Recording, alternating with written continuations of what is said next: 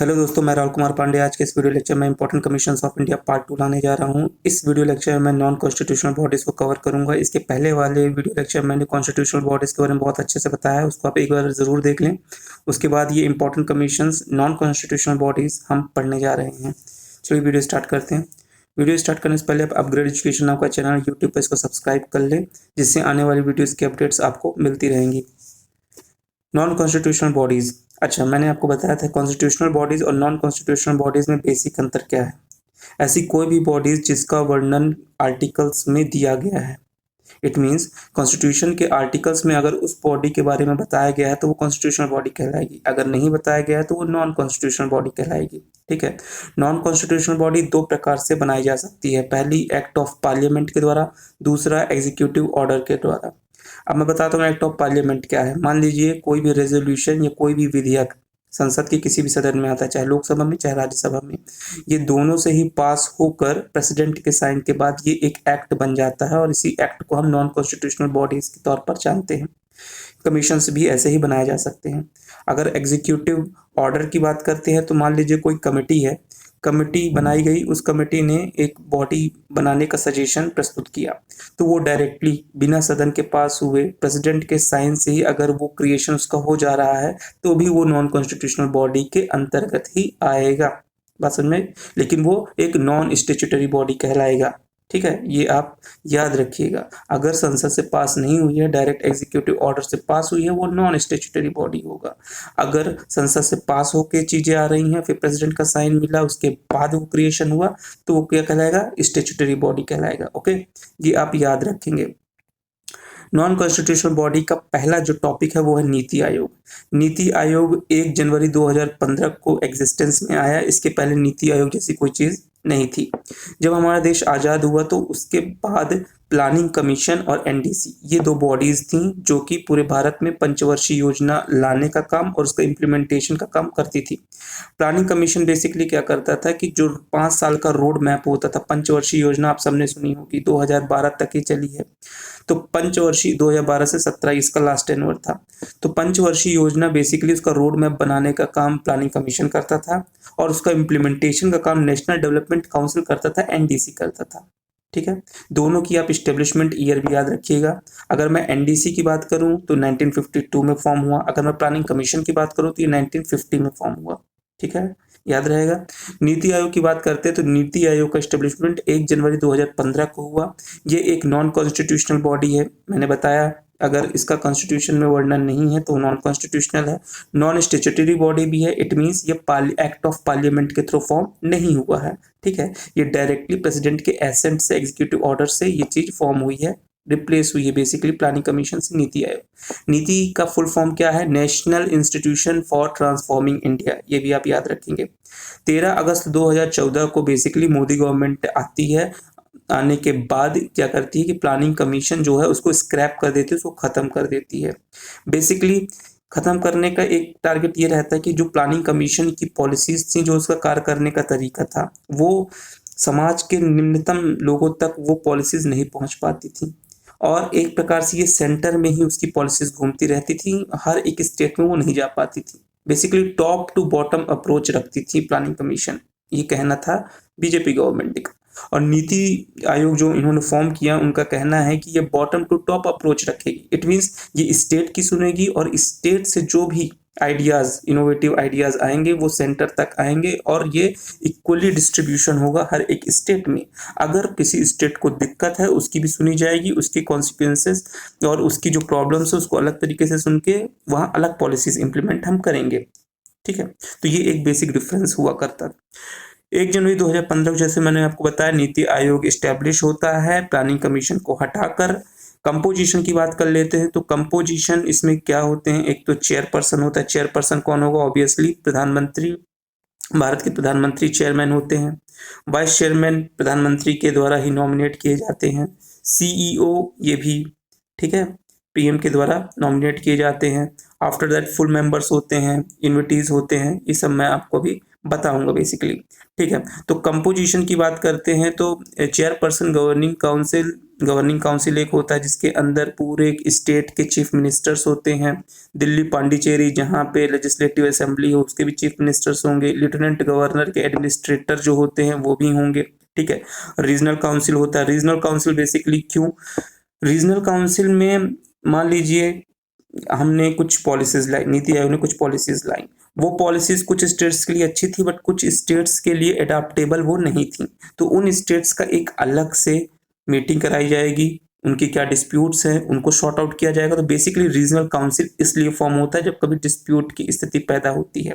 ठीक है, special इन्विटीज it means मतलब कोई पॉलिसी है, कोई भी मिनिस्टर उसमें अच्छी उसकी नॉलेज है तो उसको एक स्पेशल इन्विटीज के तौर पर मीटिंग में शामिल किया जाएगा और उससे विचार विमर्श किया जाएगा। Full time organisational framework, this is most important. NITI Aayog में यही जो है वो ऑपरेशनल बहुत ज्यादा रहता है, फुल टाइम ऑर्गेनाइजेशनल फ्रेमवर्क। इसके बारे में आपको बता दूं कि इसमें कौन कौन से सदस्य होते हैं। तो basically full time organisational framework में आपके चेयरपर्सन पीएम होंगे। वाइस चेयरपर्सन आज की डेट में आपको पता होगा राजीव कुमार जी हैं। मेंबर्स की बात कर लेते हैं तो मेंबर्स इसमें होते हैं बेसिकली कितने मेंबर्स होंगे, तो ये जो सीएम होते हैं स्टेट के वो एज अ मेंबर आते हैं। पार्ट टाइम मेंबर्स 2 होते हैं। एक्स ऑफिसियो मेंबर्स 4 होते हैं। एक्स ऑफिसियो मेंबर्स कौन होते हैं, यूनियन कैबिनेट में से ही जो मिनिस्टर्स होते हैं उनको लिया जाता है। सीईओ होता है जो कि इस समय अभी अमिताभ कांत जी हैं।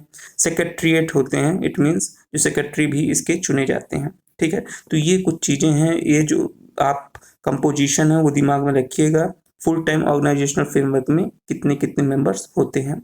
नेक्स्ट बात कर लेते हैं नेशनल डेवलपमेंट काउंसिल के बारे में। इसको मैंने बताया 1952 में ये फॉर्म हुआ था, बट चौंकाने वाली बात यह है कि जब नीति आयोग फॉर्म हुआ तो प्लानिंग कमीशन को तो हटा दिया गया, लेकिन नेशनल डेवलपमेंट काउंसिल को आज तक नहीं हटाया गया है। नेशनल डेवलपमेंट काउंसिल बेसिकली हमारा एक जो सेक्शन था, ये इसका नाम है आपका गवर्निंग काउंसिल। गवर्निंग काउंसिल जैसे हम देखते हैं कि हर एक स्टेट के सीएम्स आते हैं, बेसिकली एनडीसी में भी यही कंपोजिशन हुआ करता था और प्लानिंग कमीशन के सदस्य होते थे, पीएम होते थे, यूनियन कैबिनेट के मिनिस्टर्स होते थे, बट एनडीसी को हटाया नहीं गया है। वैसे हटा के इसको मर्ज किया जा सकता है जोनल काउंसिल में, बट अभी तक आप याद रखिएगा इसको हटाया नहीं गया है। ठीक है, अगस्त 1952 में ये फॉर्म हुआ था।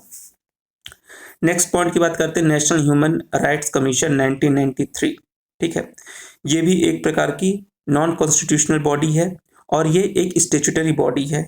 स्टेचुटरी बॉडी आप समझ गए होंगे, लोकसभा राज्यसभा दोनों से रेजोल्यूशन पास हुआ होगा, प्रेसिडेंट का एसेंट मिला होगा, इसलिए स्टेचुटरी बॉडी है। ठीक है, comes under ministry of home affairs, ये याद रखिएगा ये किस मिनिस्ट्री के अंतर्गत आता है, होम अफेयर्स मिनिस्ट्री के अंतर्गत आता है। 1993 में इसको स्टैब्लिश किया गया था। इसके कंपोजिशन की बात कर लेते हैं तो एक चेयरमैन होता है, 4 सदस्य होते हैं, बहुत इंपॉर्टेंट है, डायरेक्टली पूछा जाता है। टर्म्स की बात कर लेते हैं तो 5 साल या 70 साल की उम्र, दोनों में ही जो रीच कर गई वही उसकी टर्म्स होगी। ठीक है, the chairman and members are appointed by the panel. ठीक है, एक पैनल के द्वारा ये अपॉइंट किए जाते हैं। उस पैनल में 6 सदस्य होते हैं। वो कौन कौन से होते हैं, तो पहले तो हो गए प्राइम मिनिस्टर जी, दूसरे हो गए चेयरमैन ऑफ राज्यसभा, तीसरे हो गए स्पीकर ऑफ लोकसभा।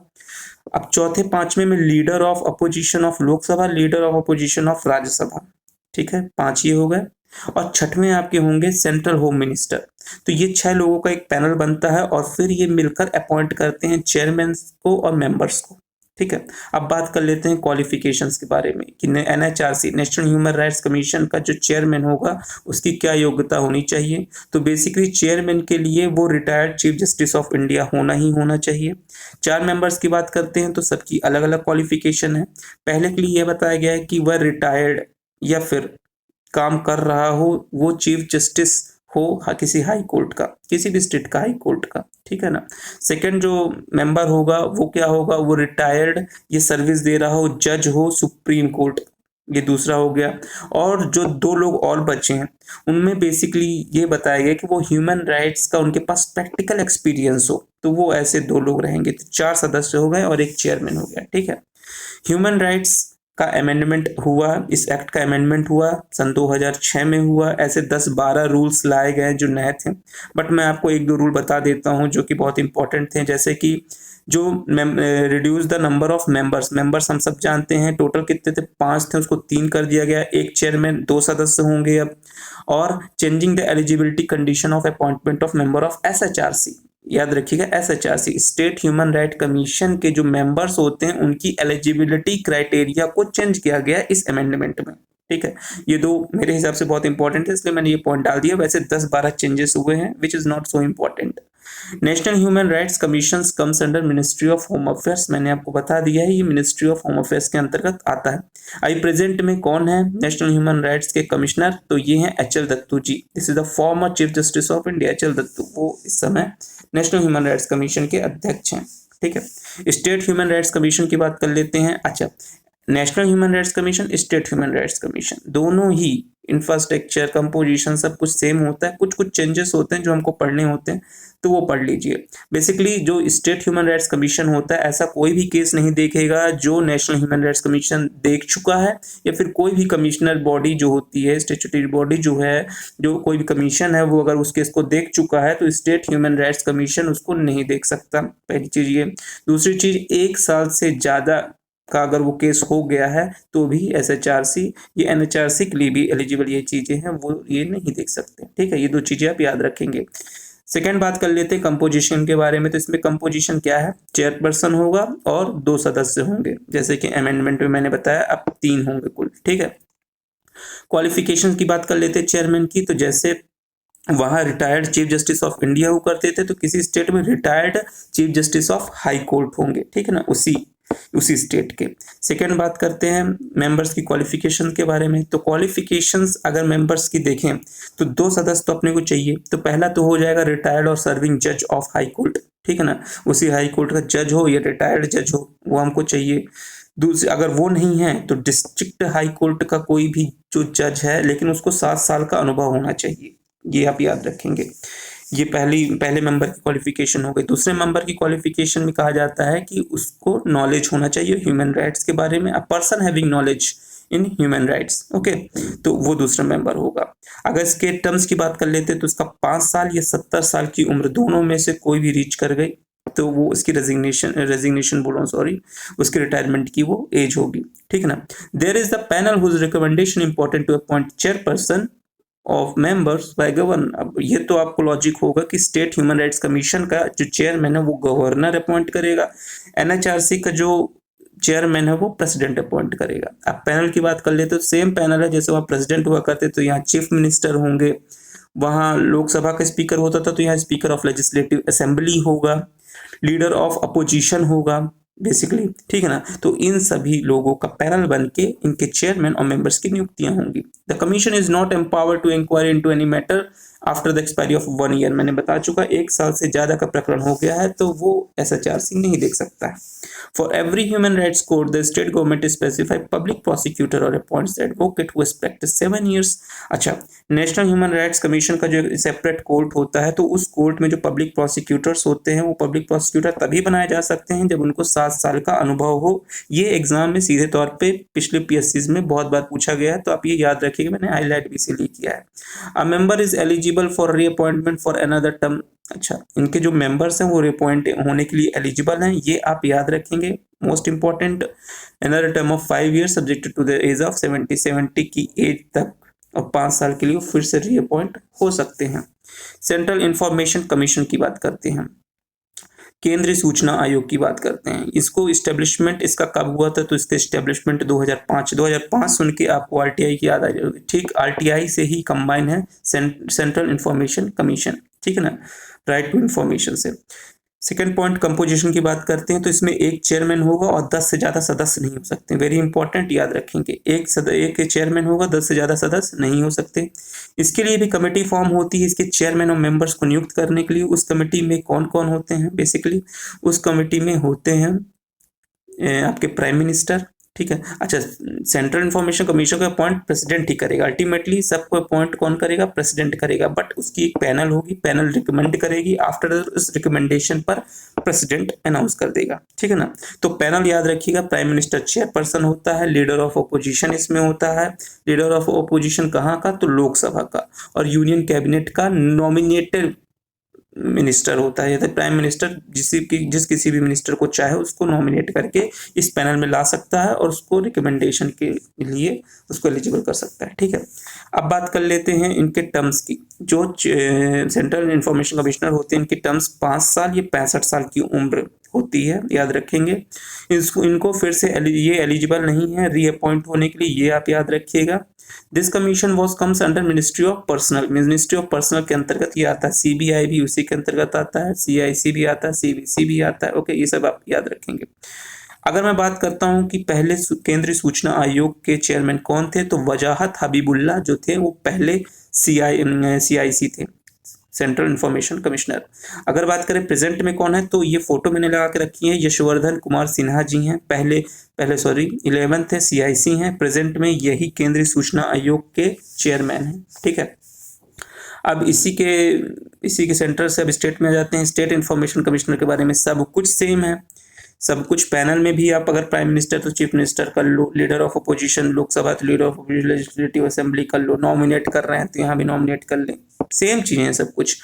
कुछ अंतर है मैं लिख दिया हूँ उसमें, the number of state information commissioners varies from state to another state. इसमें ये फिक्स नहीं रहता है कि हर एक स्टेट में इतने ही मेंबर्स होंगे, मेंबर्स चेंज होंगे, हर एक स्टेट में हो सकता है किसी में 5 हो, किसी में 7 हो, किसी में 8, 10 से ज्यादा नहीं हो सकते, ये याद रखेंगे।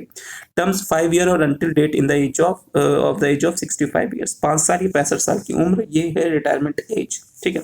सेंट्रल विजिलेंस कमीशन, केंद्रीय सतर्कता आयोग, इसके बारे में बात कर लेते हैं। तो ये एक संथानम कमेटी जो बनी थी, जो प्रिवेंशन ऑफ करप्शन एक्ट देख रही थी, उसके बेसिस पर ही कमीशन फॉर्म किए गए। बेसिकली भ्रष्टाचार के मुद्दों को लेकर संथानम कमेटी बनाई गई थी और उस कमेटी ने बहुत से कमीशन रिकमेंड की, जिसमें सेंट्रल विजिलेंस कमीशन भी एक था। सीबीआई भी उसमें इन्वॉल्व है कि सीबीआई को भी रिकमेंड संथानम कमेटी ने ही किया था। 1964 में ये कमीशन फॉर्म होता है, एग्जीक्यूटिव रेजोल्यूशन से ये पास होता है। इट मींस कमेटी, मैंने आपको बताया था शुरू में ही कि किसी कमेटी के ऑर्डर पे अगर प्रेसिडेंट एसेंट दे के कमीशन फॉर्म करता है तो वो बेसिकली एग्जीक्यूटिव रेजोल्यूशन कहलाता है, ठीक है ना। It was established on the recommendation of the Santhanam committee on the prevention of corruption act 1963-1965, 2 साल तक लिए कमेटी पूरी काम करती। Originally the central vigilance commission was neither a constitutional body nor a statutory body, न ही वो संवैधानिक निकाय है, न ही वो स्टैट्यूटरी बॉडी निकाय, ये मैंने आपको बता चुका पहले ही। लेकिन बाद में क्या किया जाता है, इसको अमली जामा पहनाया जाता है 2003 में एज अ स्टैट्यूटरी बॉडी, जब इसको पार्लियामेंट में रखा जाता है और पार्लियामेंट से जब ये पास होता है तब ये स्टैट्यूटरी स्टेटस पाता है, याद रखेंगे 2003 में। 1964 तक ये एक ऑटोनॉमस तरीके से ये बॉडी होती है और वैसे ही कार्य करती है, ठीक है, याद रखेंगे। कंपोजिशन की बात कर लेते हैं तो एक चेयरपर्सन होता है और 2 से ज्यादा सेंट्रल विजिलेंस कमीशन के मेंबर नहीं हो सकते हैं, याद रखेंगे, 2 हो सकते हैं, 2 से ज्यादा नहीं हो सकते। देयर इज अ पैनल, यहाँ भी एक पैनल बनेगा, उसके भी चेयरपर्सन और मेंबर्स के अपॉइंटमेंट के लिए कौन करेगा, प्रेसिडेंट करेगा। पैनल में कौन कौन होंगे, तो प्राइम मिनिस्टर होगा, यूनियन होम मिनिस्टर होगा, ठीक है ना, leader of opposition of Lok Sabha होंगे, ये 3 व्यक्ति होंगे इस पैनल में और वो रिकमेंड करेंगे मेंबर और चेयरपर्सन को। इनके टर्म्स बहुत इंपॉर्टेंट है, सबकी 5 साल 6 साल ये रहती है, तो इनकी याद रखेंगे आप। Most important central vigilance commissioner की जो टर्म्स होती है वो 4 इयर्स होती है, 65 होती है, 4 इयर्स सीधे एग्जाम में पूछा जा सकता है, इसलिए याद रखेंगे। The central vigilance commission has its own secretariat, chief technical examiner wing and wing of commissioner for departmental inquiry. अच्छा, इनकी खुद की एक ऑफिस, सब कुछ एक अलग सेटअप होता है, ये किसी के अधीन काम नहीं करते हैं, इनका सब कुछ अलग सेटअप, सेक्रेटरीट तक होता है इनका, ठीक है ना।